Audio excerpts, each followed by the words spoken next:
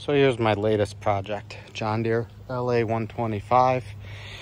Picked it up, 250. I pressure washed it already, changed the oil, just because I want to do that first. But that's not what the problem is. It runs terrible, so I'm gonna go through getting it to run and a few of the things I bought already. So first off, wanted to add a bumper. This is probably going to a friend of mine, and I know these are famous for cracking. You hit something, this whole front bumper, hood breaks. So I figured, you know what? First thing to do is fix that issue. One thing that bothered me was it just came with a generic key. And these keys aren't security or anything like that. They're not keyed. So I went out, got an actual Deere one. Make it nice and purdy. Then let me start it up and you'll see how it pops. Oh. Let me put that. And I think it's the carb. 90% sure. I've ordered the Briggs Carb because I'll get that in a second.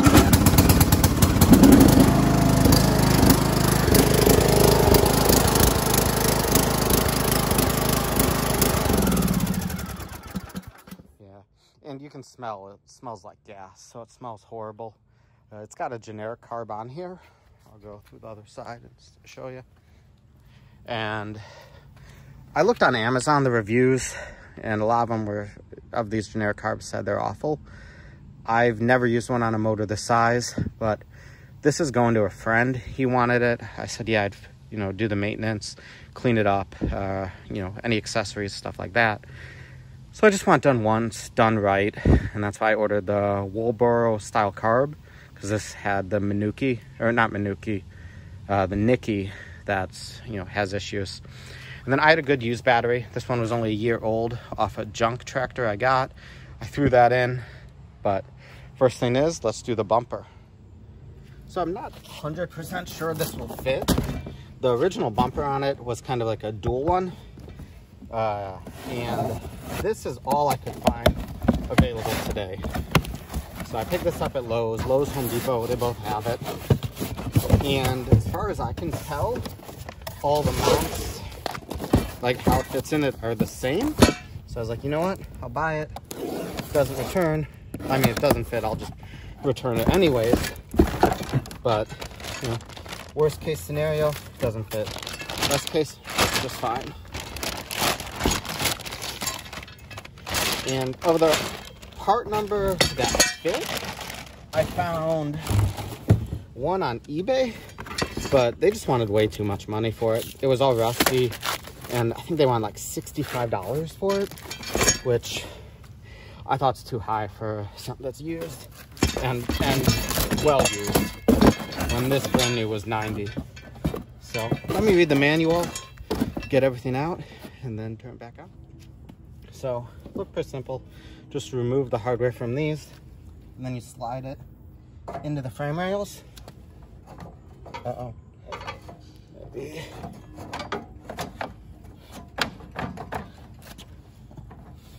Let's see.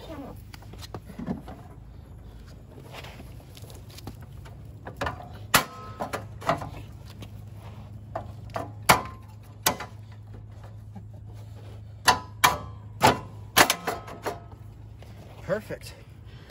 Okay. Nice. Hood clears. And then these go on both sides. So it's got to go in there. Let me put that in. So I inserted this from the behind, and then it says install the lock washer and the clip. Now I'll do that to the other side.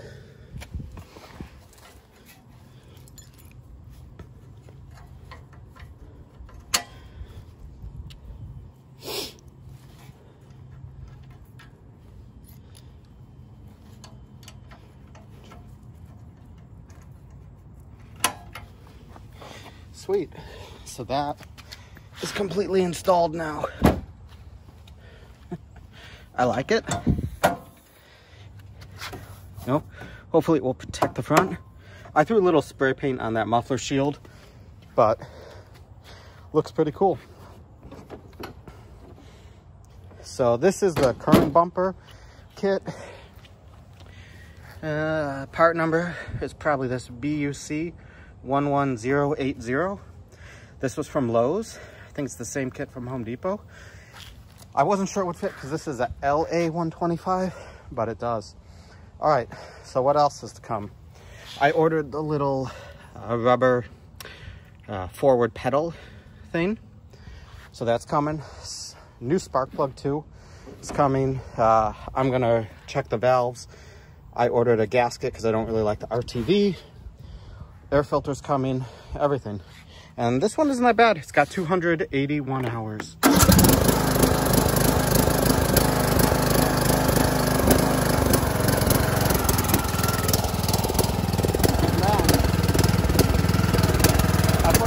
Bulbs in there.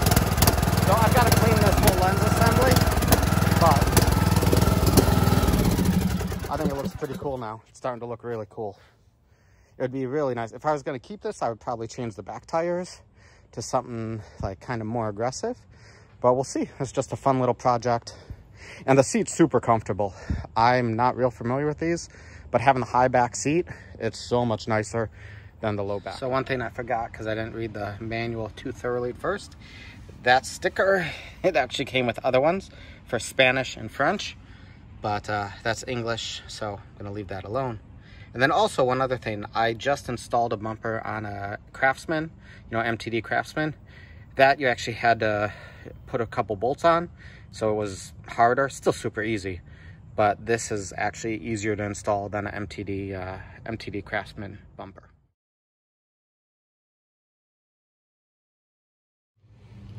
Good news, the next set of parts I ordered came in. So I bought this a few days ago. Fuel filter, iridium NGK plug, valve cover gasket, the rubber for the transmission, and then a genuine Briggs Carb, because with how that one was working, it's a carb issue. I was thinking at first, you know, hey, I'll take it off, I'll clean it and all that, but it just smells of gas pouring out, and just not gonna bother because I know it's the carb anyways. It's just not burning right, you can tell. Then, gasket. So let me take the hood off and then start to put the stuff on. I already unplugged the wiring harness. It just goes like that. And you can do part way and then lift it up and get the hood out. And then I'm also gonna clean this up nicely, clean the front lenses. But at least this way, it's a heck of a lot easier to work on. All right, I'm gonna do this next. So I ordered this, it was from Amazon. Honestly, it was the same price as generic as genuine, maybe like $1 cheaper, but I didn't want to wait for shipping. And you know, with Prime, so there's just a little soapy water, and let's hopefully get this on.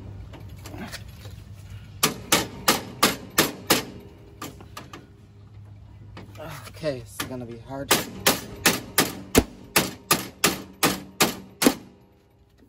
Shoot, that one, didn't mean to hit that, but it seems like it's on all the way. I was my own stupidity, oh well. So I got all the bolts out of the cover, and part of the reason I do that was this was not hooked up properly. It is missing the bolt that goes over there, but not a big deal. And I just wanted to make sure that this is correct. So I think this is actually supposed to go through here, so that seems to be incorrect. I'm gonna do the valve cover gasket. Obviously this goes like that, this side out, this is installed properly, and I want to check the gap, just, you know, go through it, make sure everything's okay. And then of course I got a new spark plug too.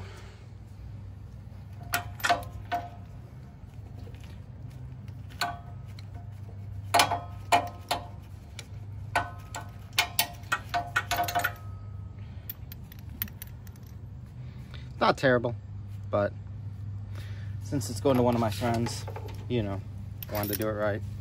And then I ended up finding that the NGK, and this is the iridium, so it's the BKR5EIX, and it should be good for a long time after that. So let me clean up a few things. Maybe I'll do the fuel filter next. Well, let's do the fuel filter. These are always a pain in the butt, because no matter what I do, it seems like I get fuel everywhere. This is the impulse line. Take that off.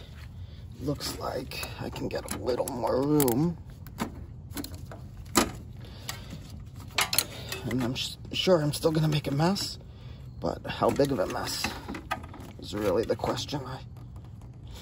All right, nice. And this, check the direction. Fuel flows that way, so it needs to go this way. Put the clamp on.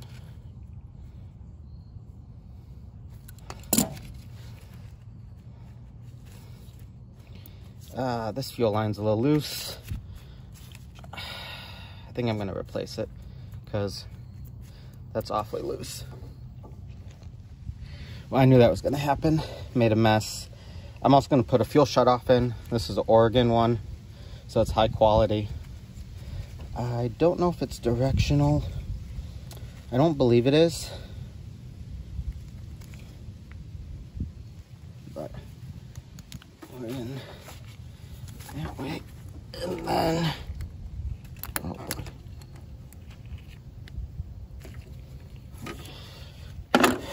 and then shut this up.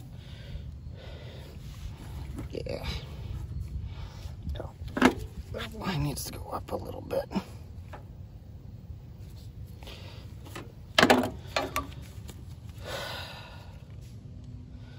So I didn't cut any out.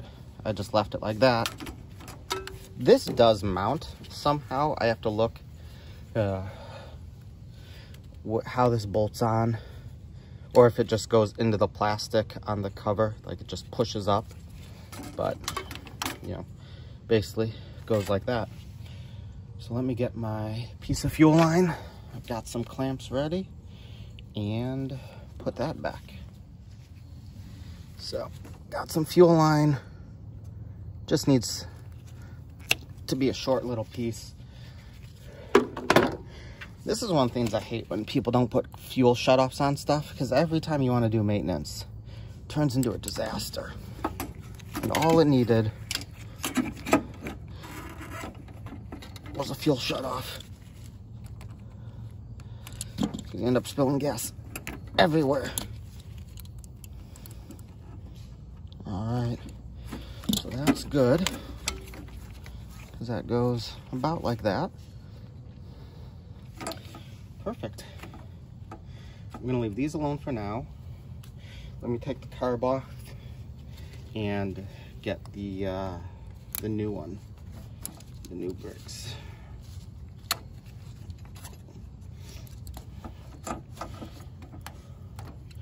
So that's just dripping a little, what was left in the fuel pump. But besides that, this should just take a minute to swap. Let me get the right wrenches and do that. Oh, I might as well disconnect the solenoid too. So it looks like these are 11 millimeter.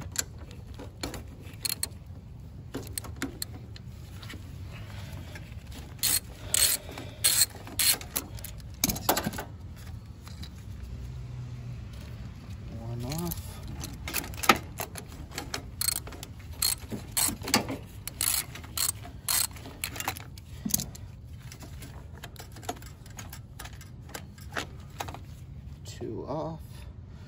We pull this breather off. It's got the gasket still, so that's good. I don't see any damage to it. I don't see damage on the breather right here. Oh. Let me pull these off.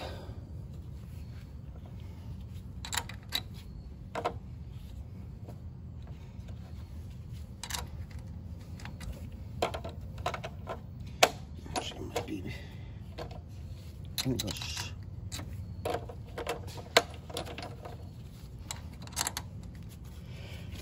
5/16.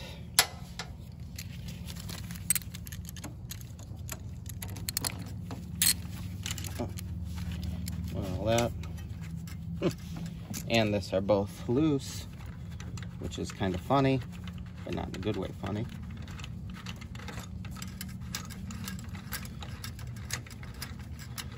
So if this was a genuine carb, I'd actually play around with it a bit more.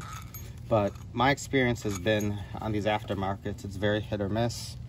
And I don't think it's worth the hassle to even try. So then pull the choke out.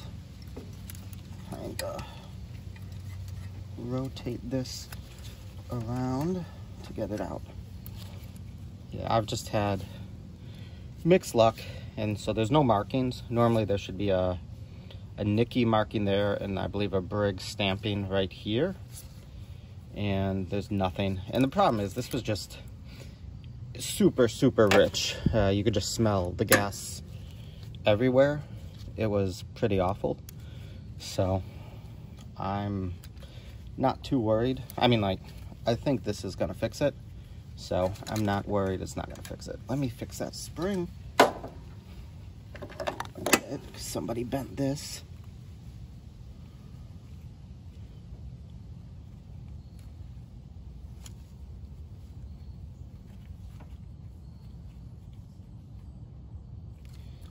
All right, put this back in.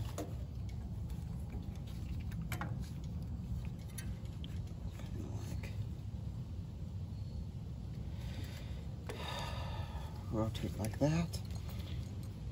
Then this rotates around. This goes through the choke plate. Gasket. I'm going to use the new gasket. And get these bolts installed. Oh.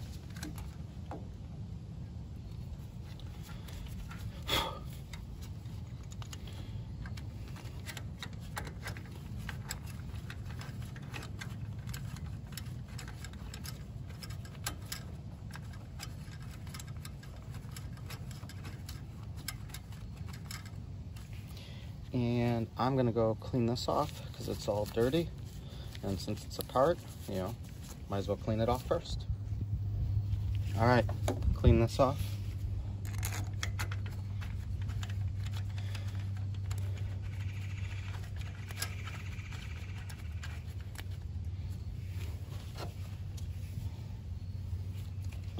Make sure tighten these down a bit, and then confirm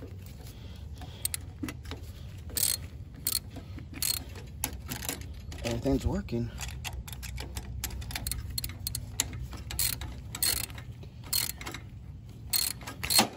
Seems like you probably want to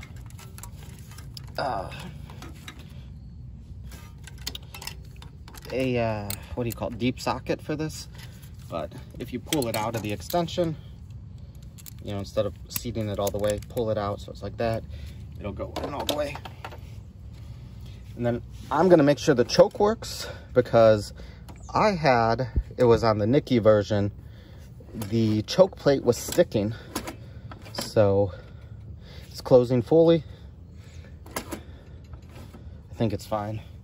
But that was a lesson learned on a different motor.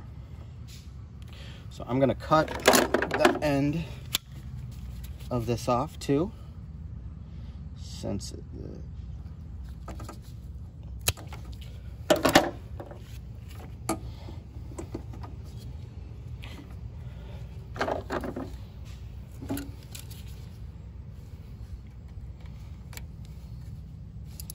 okay, so got the new carb installed.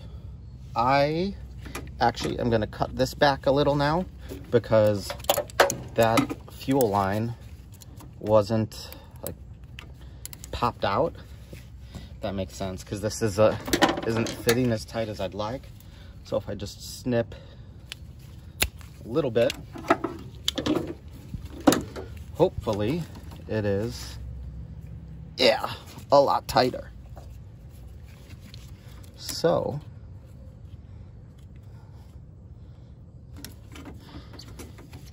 so that's good. I'm actually going to go back and snip this a bit more, but let me clean up and then I'm going to move to the valves. All right, so I cut off the tip of the fuel line like I wanted to, and then of course that made a giant mess. Fit a lot nicer though. Put this intake on.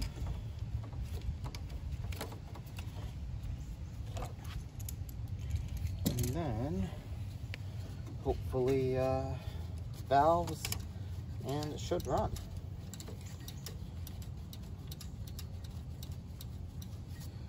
Let's see, what size was this?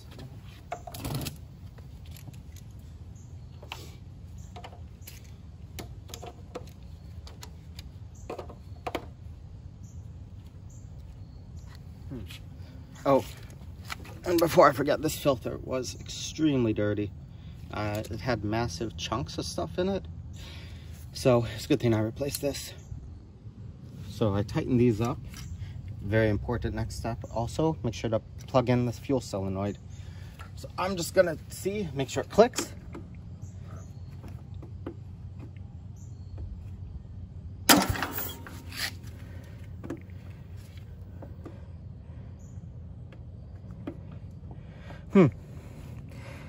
I don't hear it yet, but you know what?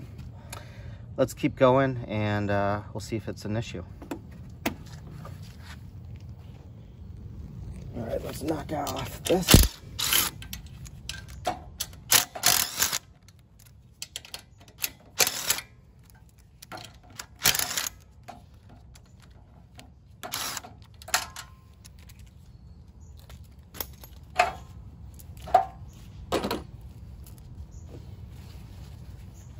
This is what I have, so I'm gonna put that down there now,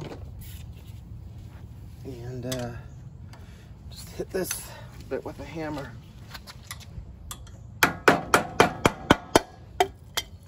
Ooh, tons of oil came out of there. All right, so we'll see. I believe they're each about 5/1000ths of an inch is what is needed. So let me kind of clean this up a bit and then I'll get back to it. So it looks like they had a gasket. They put maybe the gasket was leaking because there's silicone all around it, or the RTV. So I'm just only gonna do a gasket though. All right, so clean this off way better now. It was just gooped everywhere. So I bought that gasket from Amazon. It's not a genuine one, even though I bought a genuine. It's fine, it's still gonna work. I just hate that. I adjusted both to 5/1000ths, and then I'm just making sure that the compression release works. When you, on the intake, you should see it kind of bump. Yeah, which it just did, which I knew it was working because the engine started okay, and it wasn't, you know, struggling to turn over. On these, if the compression release is bad, they, you know, do not want to turn over. So let's just see. This is another reason why I hate when people use RTV, because it just gets all in the threads, it gets everywhere, and it's just a headache for, you know, the next person down the line.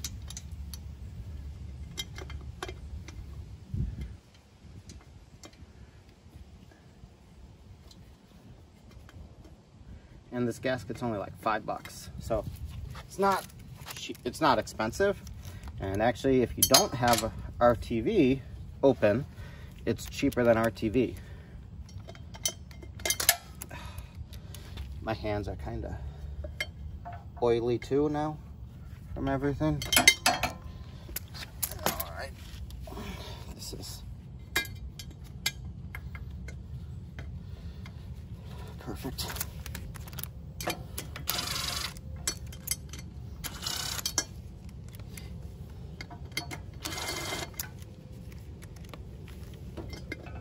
I like to start all these very slowly. Hit it a few.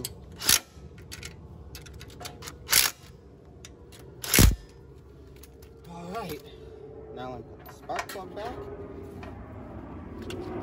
I did take that out, so it's a lot easier to turn while I'm working on this.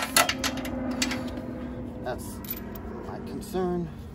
But there's easy to drop. Oh boy. But it seems.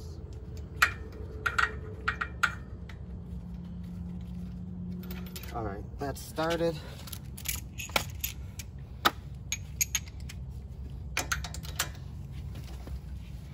Let me clean up a few things and then I'll turn the camera back on. All right, so I did a quick check. I hit that with some spray paint just real quick, just since it was rusty.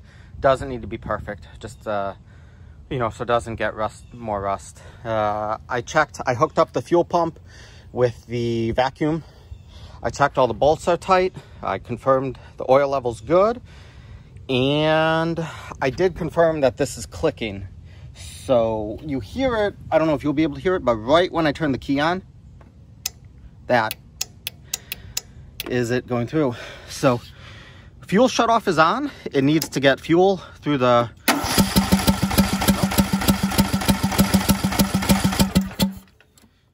so it's getting there.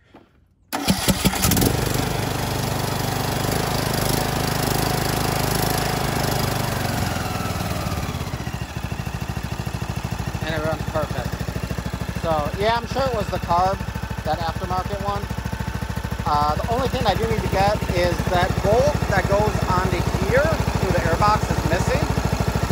But it sounds really good now. It sounds awesome.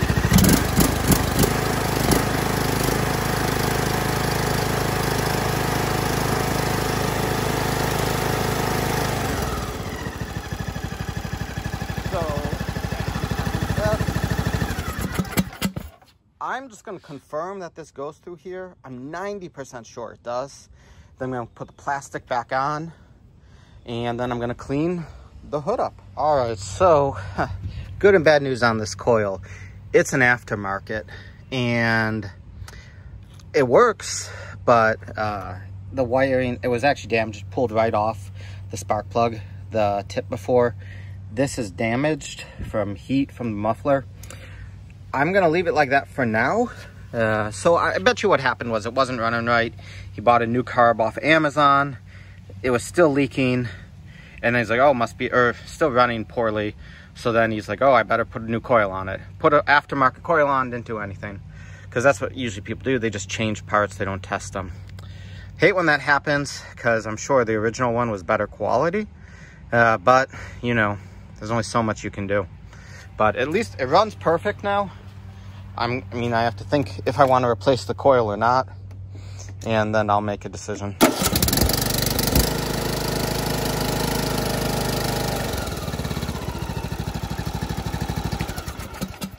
So, but all right, let me clean the hood up and then put it back on. All right, so I finished putting it back together. I did have some problems with this, kept wanting to leak, so I tightened it up, and I had to tighten it awfully tight. So I don't know why, if it's got a little bow to it somewhere, or, you know, a gasket's a gasket. That shouldn't have been an issue, but it stopped leaking. I'll have to keep an eye on that. So this is okay. The valves were fine. The ignition coil, you know, the aftermarket one, I'm not sure if that's going to cause problems later, but it easily could. Did the Walboro carb conversion, runs fine. The aftermarket carbs were junk. Did an oil change, so I used the S3614 from STP because it's only like $5 or $6, and it's also extended capacity. New fuel filter and a shut off, and then I trimmed the fuel lines so that they fit snugly. The bumper, put the bumper in. New key. I greased the front wheels, and the previous owner put new rims and tires, so the actual other tires were getting pretty bad. So it holds air, but you can see it's really dry rotted, at least this one. The other one's not dry rotted, but it's been tubed. I got to go through the deck, grease those fittings, and I think that's about it. All right, let me put the hood back on since I cleaned all the plastics, got all the bugs out, and hopefully the headlights work a heck of a lot better.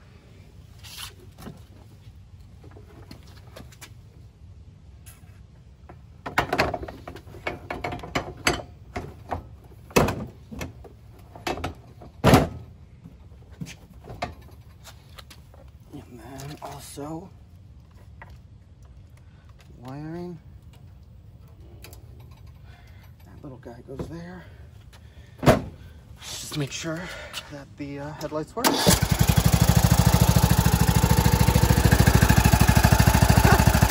Both are working.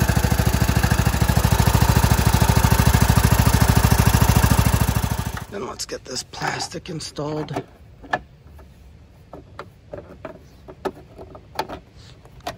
Line up.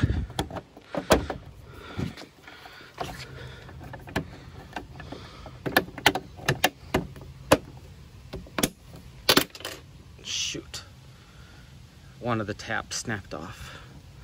I'm just going to remove that for now. So in summary, what did it get? It got new tires and rims up front, new front bumper, new key, oil change, air filter, fuel filter, fuel shutoff,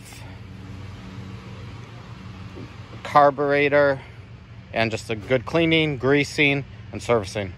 So now it's back to go into service. All right, thanks for watching. Hope you like and subscribe.